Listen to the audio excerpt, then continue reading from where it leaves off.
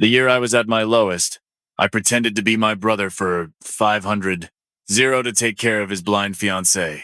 The day she regained her sight, I vanished without a word. We met again during a business interview. I was an unknown intern reporter. She had returned as the heiress in control of the entire Lopez empire. As the interview began, they mentioned how her fiancé, Mr. Jason, had stayed by her side during her illness. The two were said to be getting married soon. She curled her lips into a faint smile, raised her hand to show off a ring. "We're getting engaged," she said, but her gaze slipped, intentionally or not, toward me in the corner. Before the event started, the room buzzed with chatter. Today's guest was the very woman who now ruled the Lopez family. Word had it she was once blind and even kicked out of the Lopez household. If it weren't for her fiancé's loyalty, she might not have made it.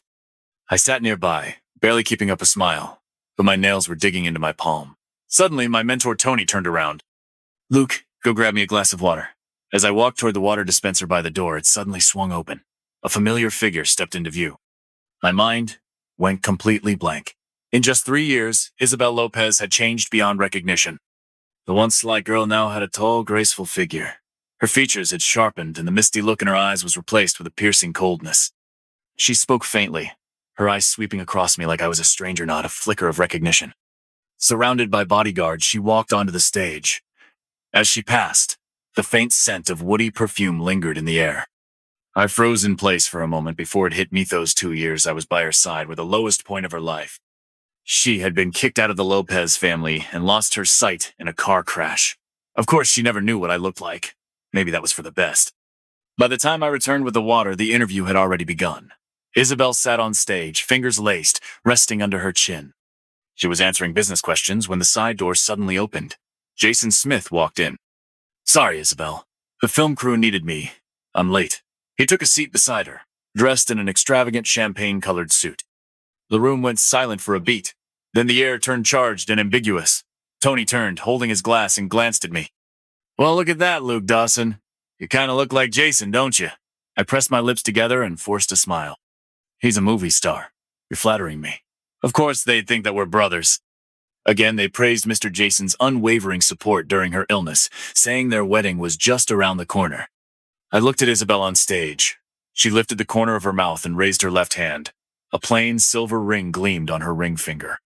It was the one I'd bought for her years ago, working a side job just to cheer her up.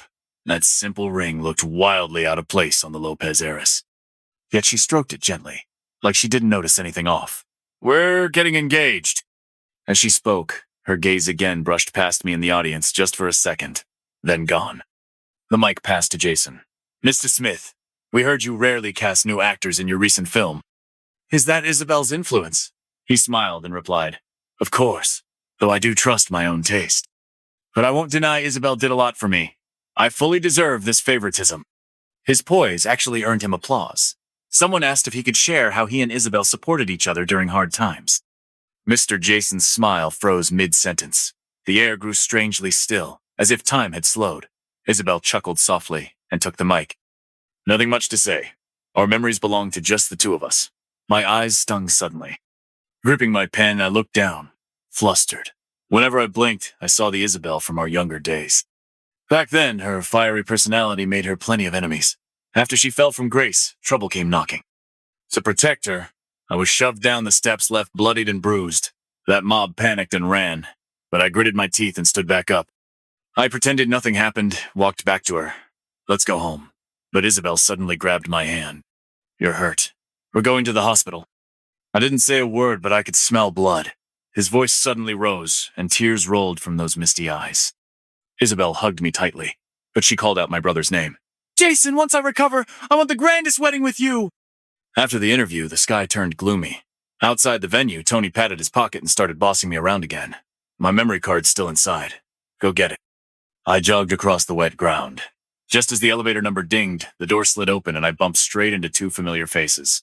Jason was slightly turned, talking with Isabel about some film set trivia. His face looked indifferent, but he was listening patiently. When Jason saw me, his expression twisted immediately. "Sorry," I muttered, turning to take the stairs instead. But Isabel spoke behind me. "Stop!" I froze. "Didn't you want the elevator? Go on up." I slowly turned, lowering my voice on purpose. "Thank you, Miss Isabel. He said I could take the elevator, but wouldn't move aside. You were one of today's reporters, right? Why didn't I hear your questions? I dropped my gaze.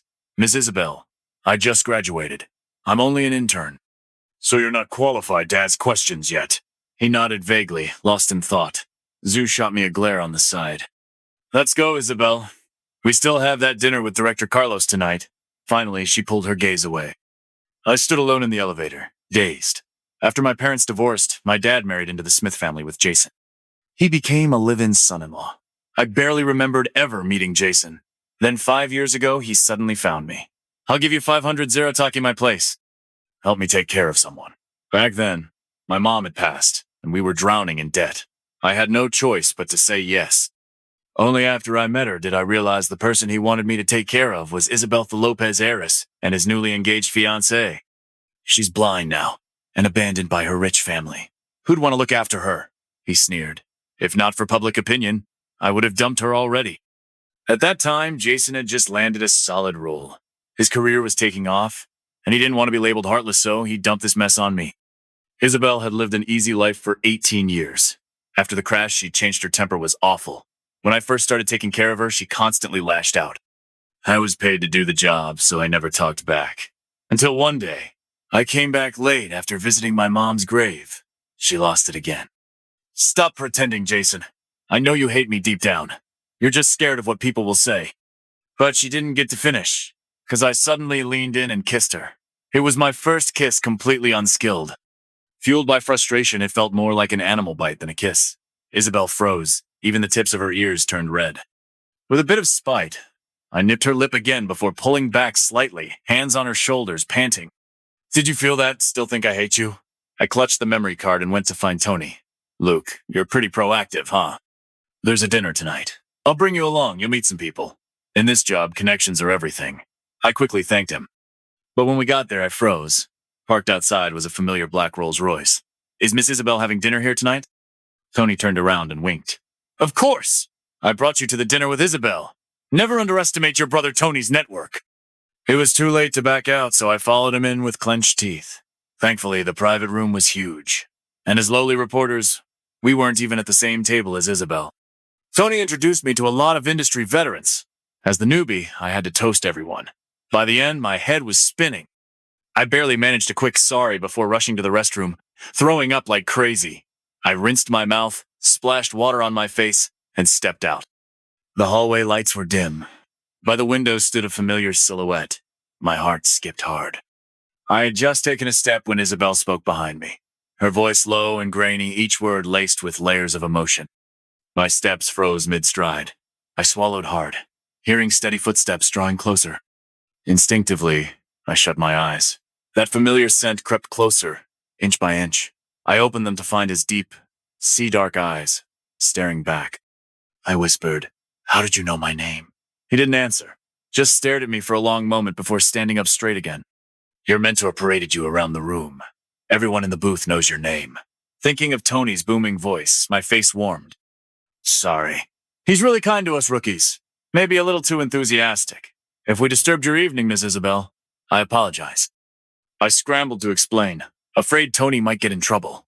I even apologized again, but Isabel stayed silent. In the warm yellow light, she squinted slightly, half smiling. You're still an intern, right? Want to try a new job opportunity? When I got back, my head was still spinning. Sorry, Tony. I had stomach surgery a while back, can't hold my liquor well. He frowned, just about to respond when his eyes dropped to the Golden Boss business card in my hand. His eyes widened in disbelief. Is that Miss Isabel's personal card? I nodded. Just thinking about it, the infamous, near impossible to get direct contact card made me dizzy. I looked up, wary. Why would someone like Isabel give such a rare opportunity to a no-name intern like me? Tony smirked. Maybe she just liked your face. Sounded like something Isabel would say. During those 2 years I took care of her, we got closer. She'd sometimes drop her cold front and show her temper just to me.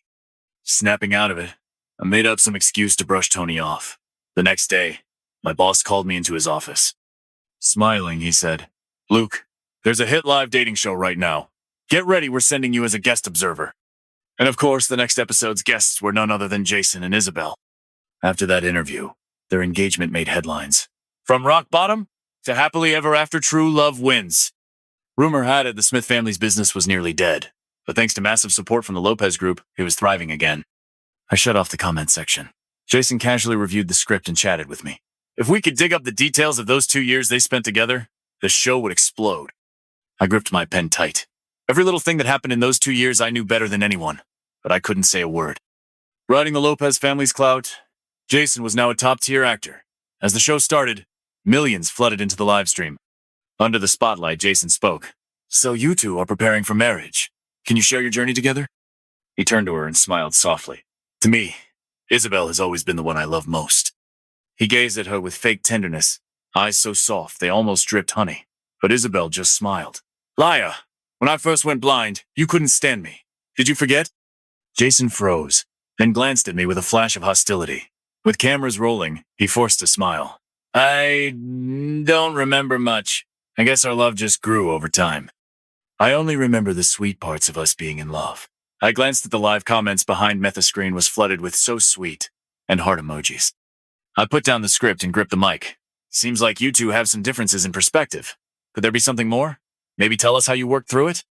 I thought she wouldn't answer, but after a pause, Isabel finally spoke. When I first lost my sight, I was depressed. I hated the world. He had to juggle work and still care for me. One day, he was so overwhelmed, he left the fish on the stove and went downstairs for salt forgot to turn off the burner. By the time he came back, the kitchen was on fire. My throat clenched up just thinking about it. I could still feel the heat from that night in the air. I dragged Isabel out of the room, grabbed his collar, and slapped him hard. I was shaking all over and yelled, Are you trying to die? He didn't argue like before. He stayed silent for a long time before rasping, Wouldn't that be better? Wouldn't you be free if I died? And it hit me then. The so-called heiress of the Lopez family was just a broken girl, pretending to be strong. So I shoved her back into the room, breathless. The walls were black from smoke. I started unbuttoning her shirt, whispering, You owe me dinner. Pay up. She realized something was off, but I kissed her hard before she could speak. Isabel, you're not a burden to me. That night, the whole world felt upside down. It was just us. And now, she was retelling it beside her seemingly perfect fiancé. Everyone thought it was just their memory. But from Isabel came a scent familiar yet foreign. It wrapped around me silently, and no longer belonged to me. I'll never forget the moonlight that night, she said after a pause. It was bright enough to see everything. I couldn't see it, but he described it to me the whole night. I lowered my head, clutching the script as my eyes stung. That one last-minute question had unearthed so many hidden truths. The interview went viral. By the end, the live stream had over 10 million viewers, first time anyone got details on the Lopez heiress's secret past. Everyone was buzzing. Backstage, Amir patted my shoulder. That question? Sharp as hell. You nailed it, reporter. But when I turned around, Isabel and Jason were already walking over. Isabel's gaze swept past me. You wrote today's questions? I nodded.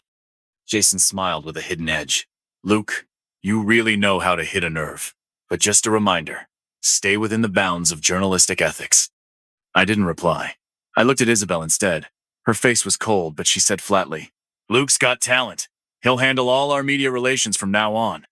Jason stared at me in silence, unable to hide the fear and hatred in his eyes. Later, he cornered me in a quiet hallway, looking both wary and disgusted.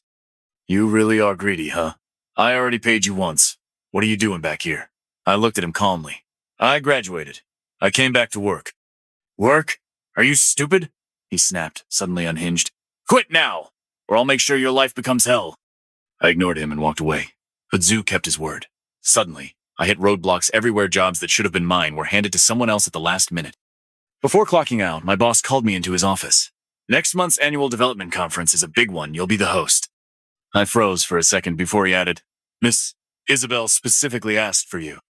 After work, I saw a very familiar Rolls-Royce parked by the roadside across the street. The window rolled down. It was Isabel, her face calm and unreadable. Reporter Luke, since you're so curious about my past, why not ask me directly? I looked down. I wasn't trying to pry into your private life, Miss Isabel. It was just part of the job. I gave you my personal card. You could have contacted me to ask. I pressed my lips together. There's no need. Because in that moment, I suddenly realized it had been 3 years. She was now the powerful Isabel, no longer that temperamental, kitten-like girl. Maybe, to her, That part of the past was something shameful, something she'd rather forget. I turned to leave, but Isabel stopped me. Wait. She stepped out of the car, her long legs blocking my path. Mr. Luke, let's talk. She gave a faint smile, her gaze holding a trace of helplessness. Over the next couple weeks, Isabel reached out to me twice more, reviewing a few key decisions that would be announced at the conference. Finally, as if remembering something, she handed me a document. You can announce this at the event as an exclusive scoop you uncovered yourself. I paused, then took it with a quiet, thank you. When Tony found out, he kept nudging me. Feels like Ms. Isabel really appreciates you. Maybe you should casually bring up how Jason's been pushing you down lately? I smiled as I edited the hosting script. No need. On the day of the conference, the venue was packed. The seat at the center, reserved for Isabel, was noticeably empty. Under countless flashing lights, I was announcing several major upcoming partnerships for the Lopez Company. Suddenly, a strange reporter stood up and shouted, "Where did you steal this confidential information from?" I straightened my face. All my cooperation with the Lopez Company has followed proper channels. Someone like you climbing your way up through shady Minsha has no right to speak here, he yelled. I've got proof! Someone stepped onto the stage. It was Jason. He looked at me and sighed. Luke, you really don't know when to quit, do you? The screen behind me suddenly switched from slides to a set of explicit photos of me, late at night, knocking on a hotel door. Then footage from hotel surveillance. Me entering a room with one of the executives. Gasps filled the hall. At that moment, the front doors burst open. Isabel walked in, wearing a stunning evening gown. Her sharp gaze swept across the room and over my face. My heart sank. The spotlight was on me, like I was about to be publicly executed. The crowd erupted with chatter. This guy's a disgrace to journalism. Blacklist him. I didn't look at anyone, just stared at Isabel, watching her turn to Jason. What did you just say? Jason muttered. Isabel, he tricked you. He pretended to be an exclusive interviewer just to steal confidential files from you. Even this hosting gig got it by sleeping his way in.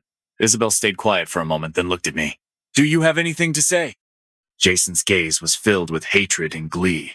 And suddenly, I found it all incredibly ridiculous.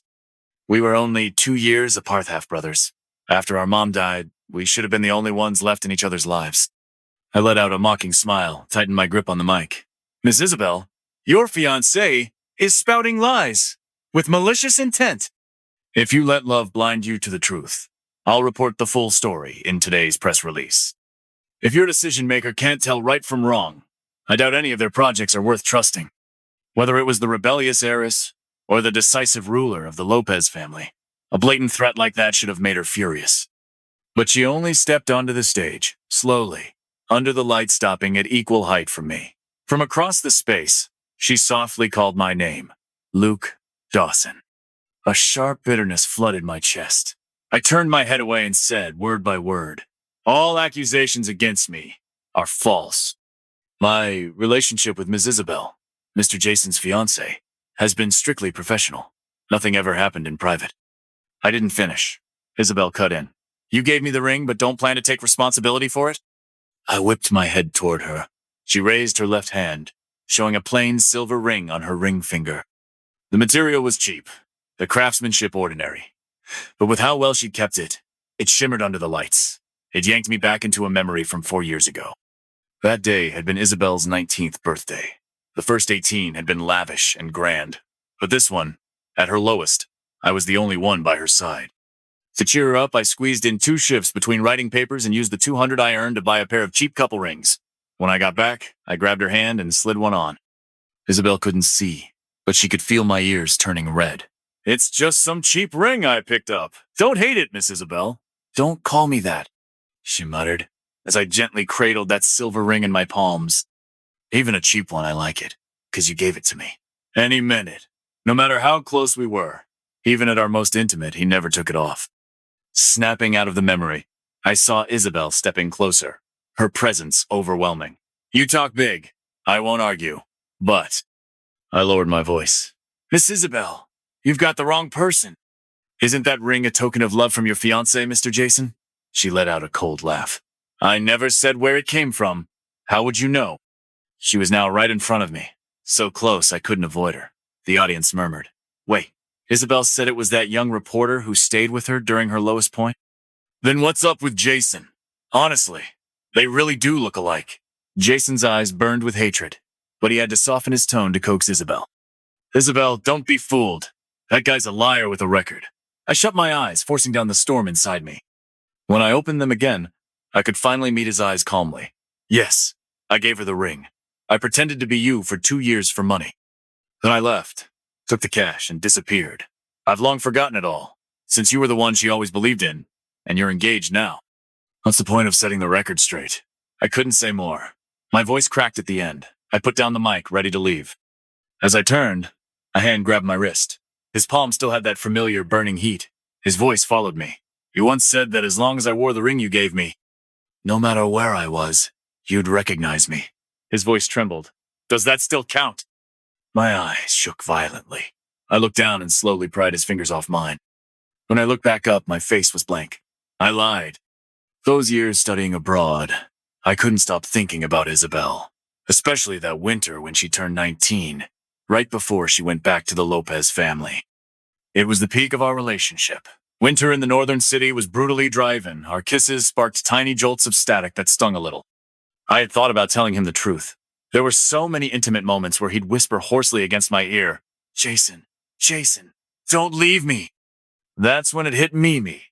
Presence in his life had always been based on a lie, and the one thing he hated most was being deceived. If he ever found out, would he hate me too? Right before Isabel's 20th birthday, the Lopez patriarch fell seriously ill and learned the truth. Isabel had been framed from the start even. The car crash had been orchestrated. He contacted Jason to bring Isabel back home. But instead, Jason showed up at my place, already a rising starch and raised, looking smug and superior. Now the Lopez family wants me back. You're not still dreaming of replacing me, are you? Whether it's Isabel or the Lopez name, they only acknowledge me. You've always just been the knockoff. He pulled a check from his bag and slapped it against my chest. Here's another 500, 0. Quit dreaming. I snapped my head up and glared at him. Jason, my mom is your mom too. She was the eldest daughter of the Mara family. What does your mom count as?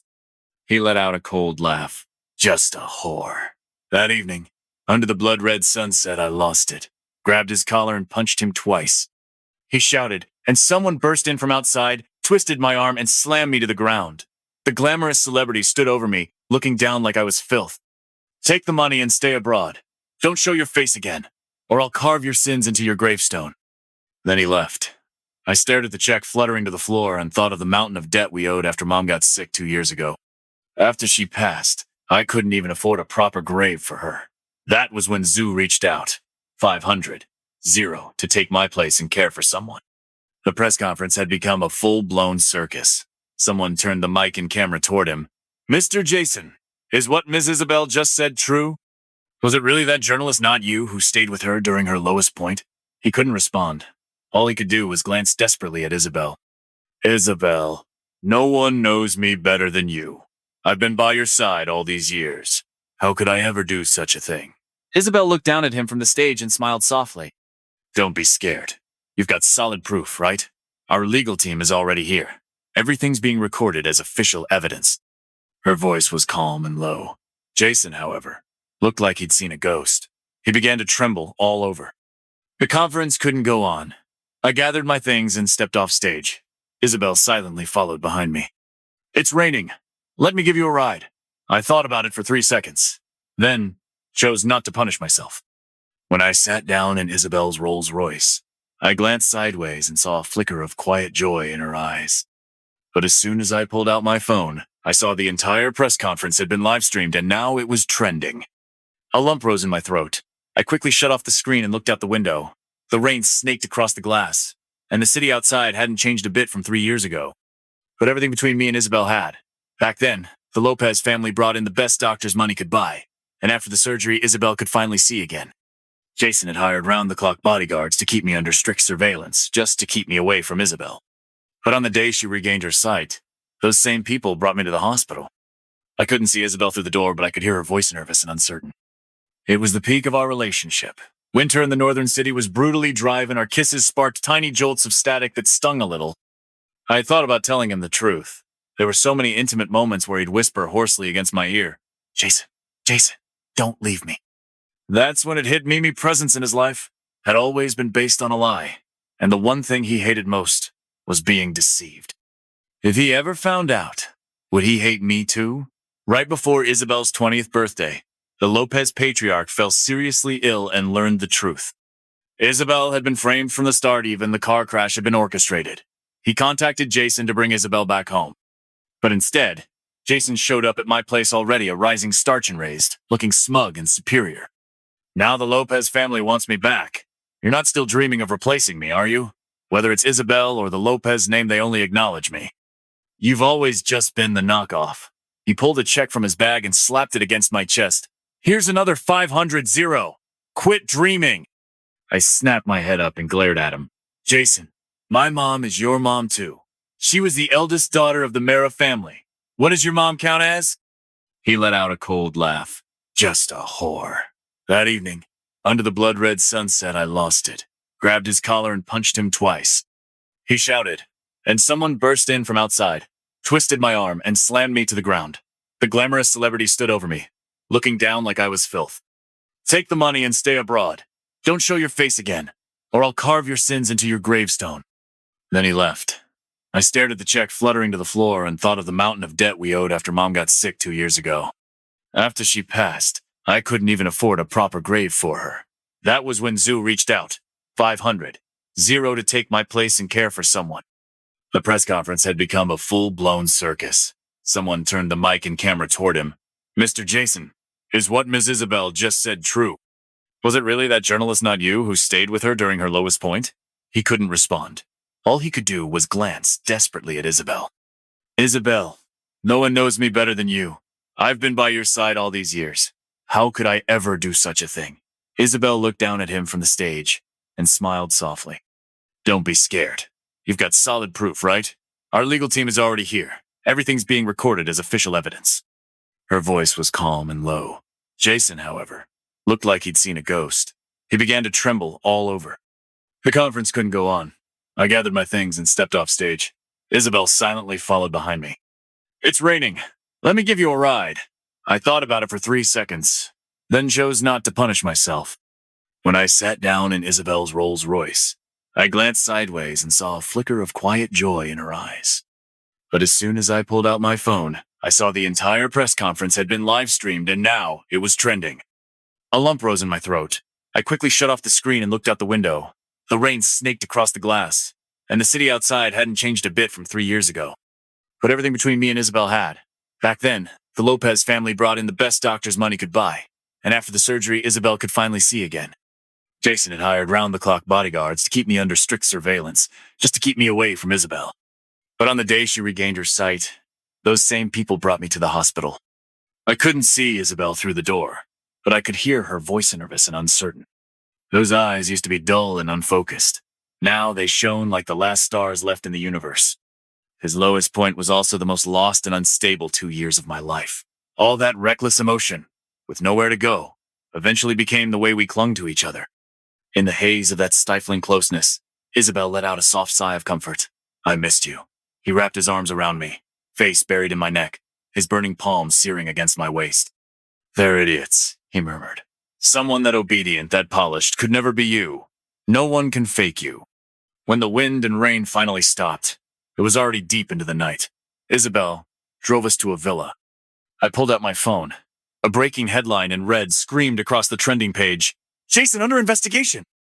Isabel explained. Last month, my half-brother reached out to him, blackmailed him with a secret to steal the bid documents and other classified files from me. I came back to destroy the Smith family, to destroy Jason, to overturn the lies they told about my mother 20 years ago. I would sacrifice anything for that outcome. 20 years ago, the young Miss Smith from the Smith family wanted my father and framed my mother, accused her of prostitution. And young Jason, wanting to live like a prince, helped outsiders push his own mother into the abyss. My mother was detained for 15 days. She lost her job. Everyone in the neighborhood pointed fingers. After the divorce, she took me and fled back to the countryside with nothing but shame. She fell into depression and died of illness before she even turned 45. The day she died, the hospital TV was airing news about the Smiths, scaling them a model family with a perfect marriage and children. What a joke. When my mom died, she weighed less than 70 pounds. Her hands were covered in bruises and needle marks. She could have lived a long, peaceful life. The Smiths? I said. Their empire was built on filth. They hurt so many people. And they dare call themselves model citizens? I covered my eyes and forced back the tears. Don't be afraid, Isabel said. Even if you used me, I'm glad. It means I matter to you. I already told you, I'm on your side.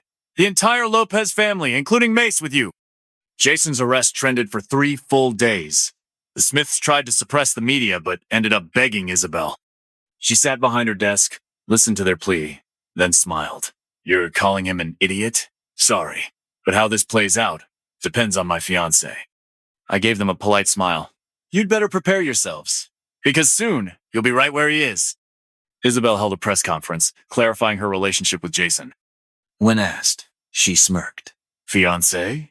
I never said he was my fiancé. I was always talking about the one who stayed and cared for me back then. Riding the wave of public attention, I went live. In front of over 1 million viewers, I told the story from 20 years ago. It became the final blow that brought the Smiths down. They'd always used dirty tricks to rise. Now, with investigations ramping up, they'd finally hit a wall. Isabel explained. I never supported them. It was always my good brother in uniform. As for the contracts tied to the Smiths, they're easy to pull out of. Don't worry, it won't affect me. Finally, I could breathe again. I handed over every piece of evidence I'd collected over the years.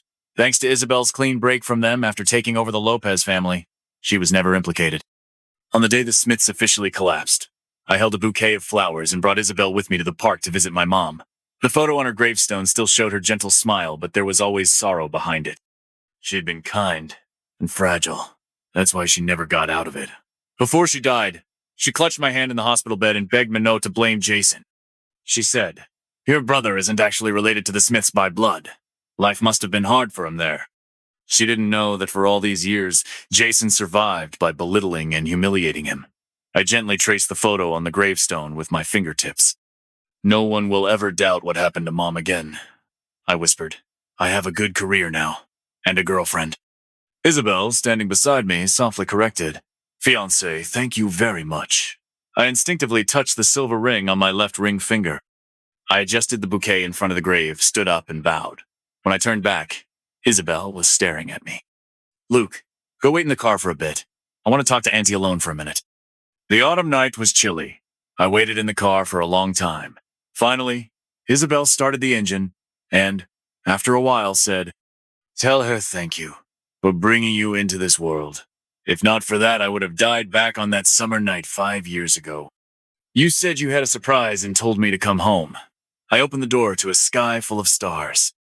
In the misty warmth of the room, you sat on the bed, looking at me like a kit in your gaze, clinging to me like honey. Luke, you've been ignoring me for so long. I stared at you until your ears turned red. My voice was raspy after a long day outside. I'm going to take a shower first. Isabel was obedient. When I came out drying my hair, everything had already been prepared. Only one small lamp was left on beside the bed. Kiss me. You're way too tense, he whispered. Every word, every look, was laced with temptation. By the time the storm passed, dawn had already begun to break.